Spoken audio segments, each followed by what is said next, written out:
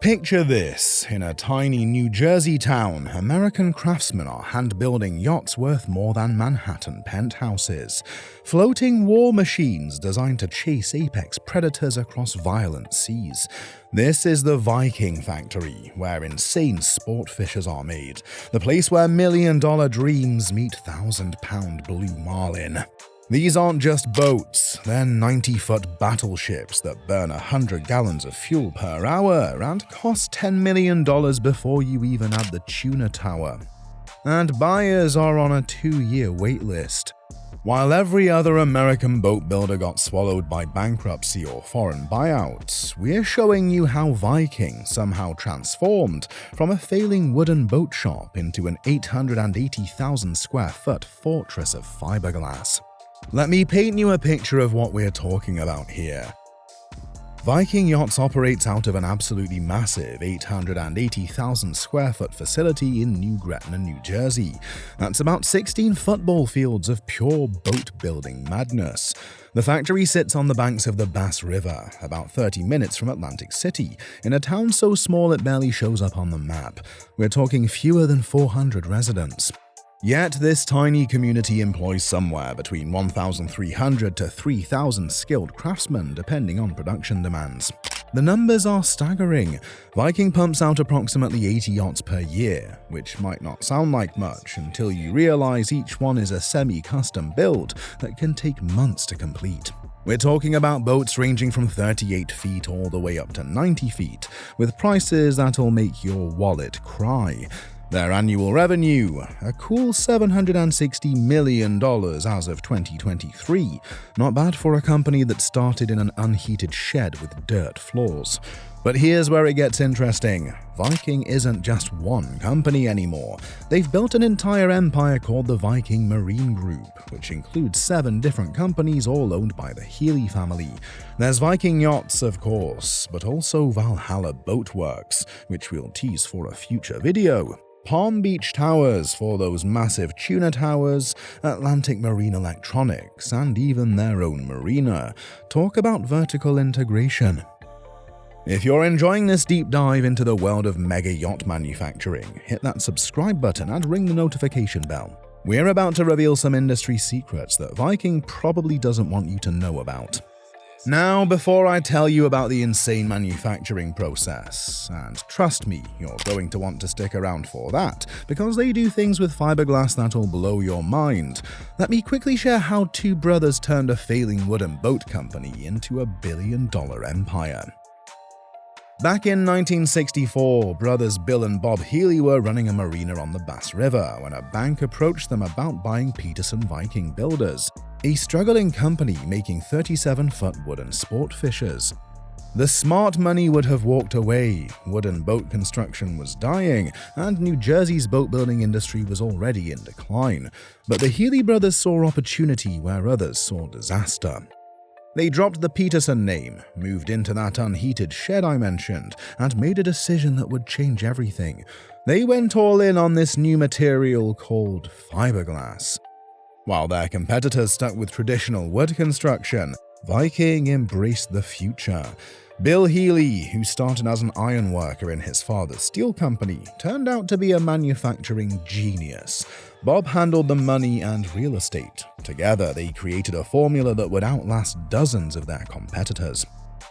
Here's the kicker. Today, the company is run by Pat Healey, Bill's son, with the 3rd generation already working their way up through the ranks. It's a true American family business success story, but one with plenty of drama along the way.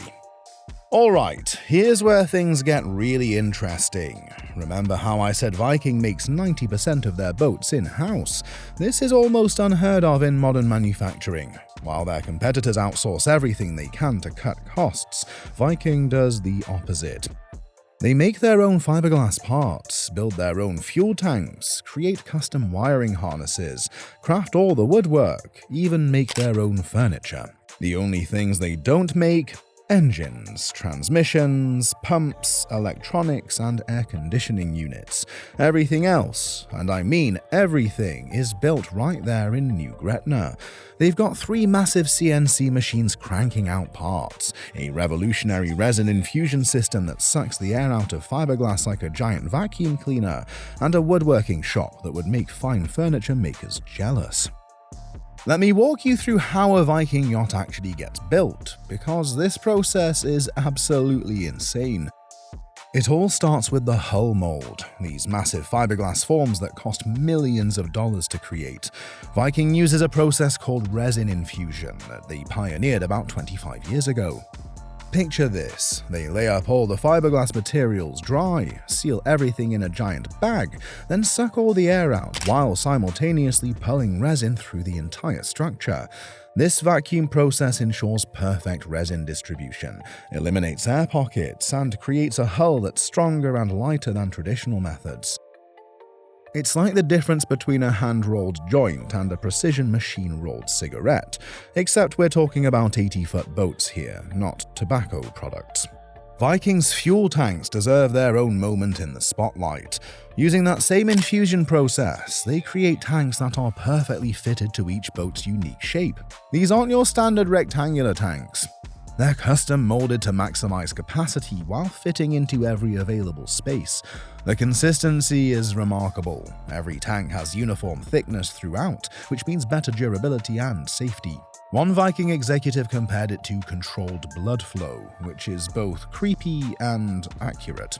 The resin flows through predetermined channels, ensuring complete saturation of the fiberglass material. This process alone gives Viking boats longer range and better weight distribution than many competitors. Here's something that'll make you appreciate the craftsmanship. Viking's woodworking department is basically a high-end furniture factory. They work with mahogany, teak, and increasingly exotic woods that cost more per board foot than most people's monthly car payments. Every piece is meticulously crafted, serialized, and cataloged for future reference. The finishing booth can produce both satin and gloss finishes that would make a Steinway piano jealous. And here's the crazy part: all this woodwork isn't just for show. Viking uses advanced composite cores behind those beautiful wood finishes, which reduces weight while maintaining strength. When you're burning 50 to 100 gallons of fuel per hour at cruising speed, every pound counts. Speaking of full throttle, if you want to see more behind-the-scenes factory tours of America's most exclusive manufacturers, make sure you're subscribed and hit that like button. It really helps us get access to these incredible facilities. Now let's talk about what actually rolls off these production lines.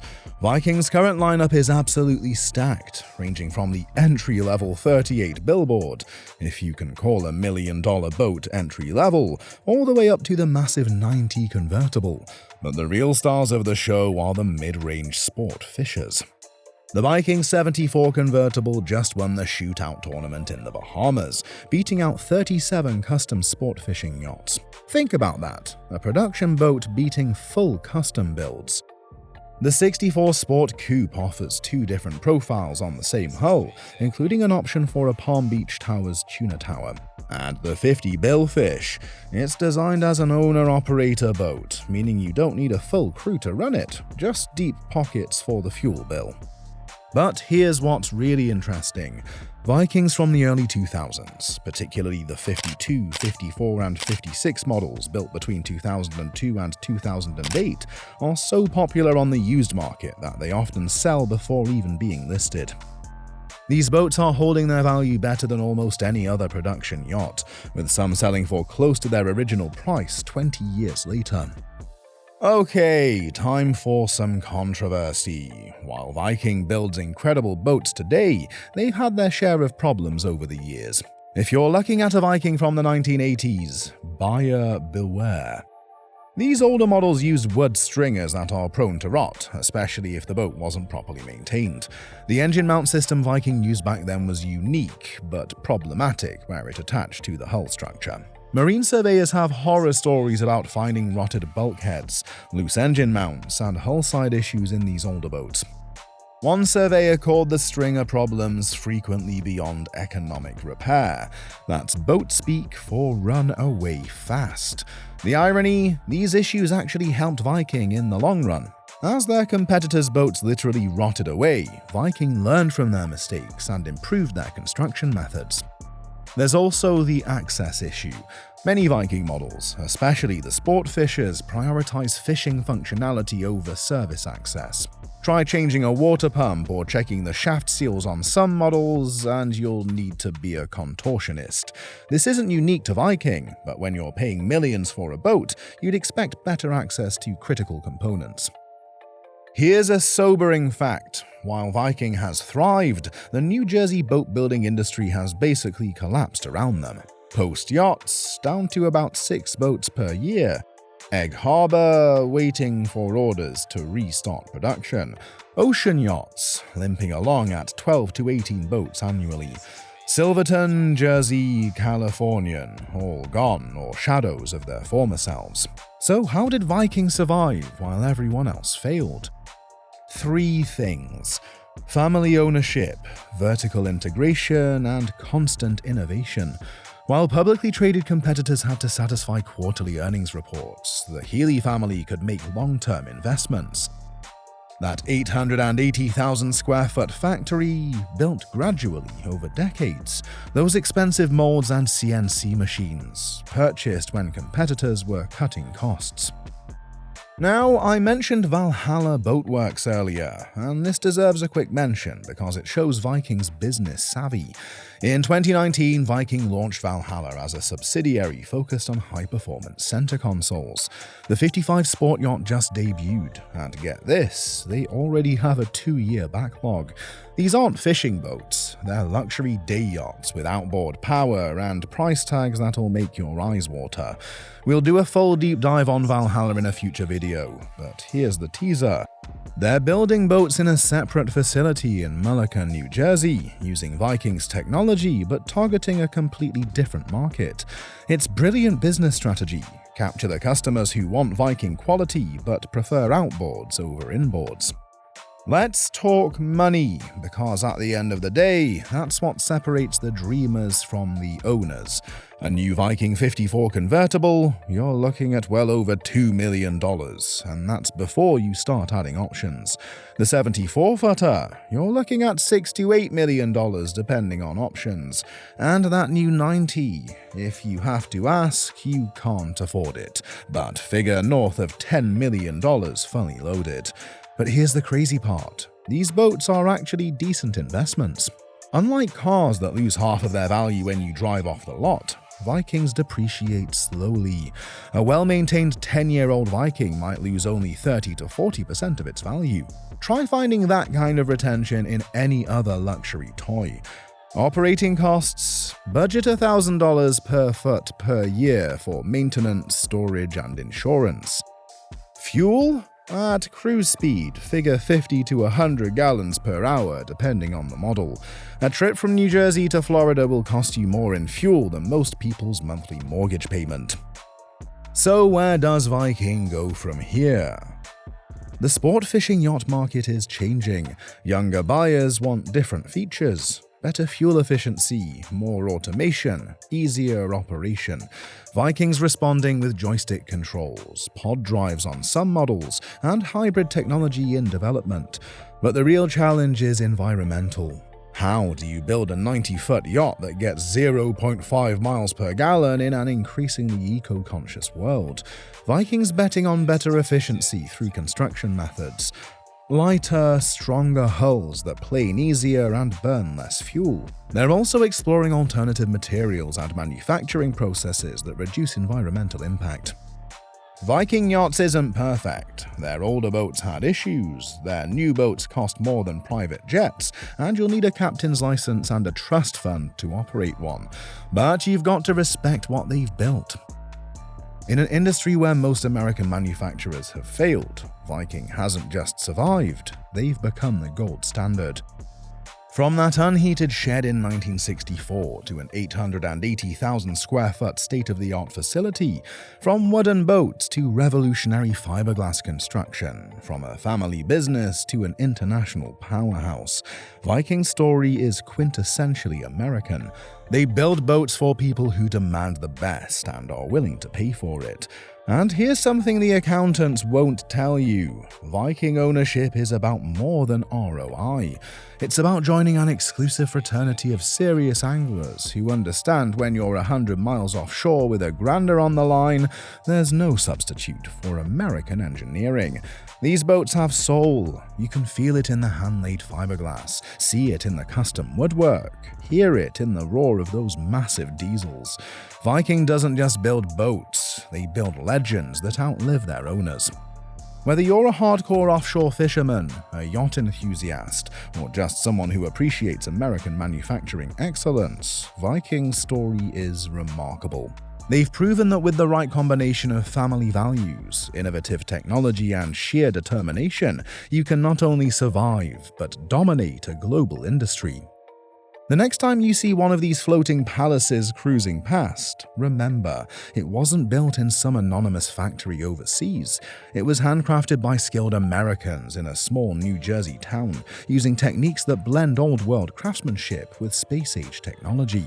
Each hull represents thousands of hours of human skill, decades of accumulated knowledge, and a stubborn refusal to compromise on quality.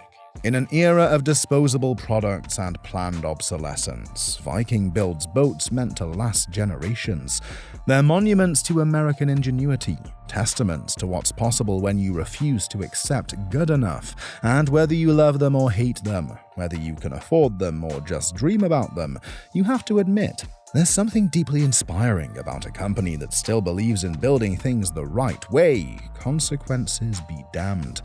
If you enjoyed this deep dive into Viking Yachts, smash that subscribe button and ring the notification bell. We've got more factory tours coming up, including that Valhalla Boatworks video I promised. Drop a comment below telling us which American manufacturer you want us to investigate next. And remember, if you're not subscribed, you're missing out on the most exclusive behind-the-scenes content on YouTube. Thanks for watching, and we'll see you in the next one.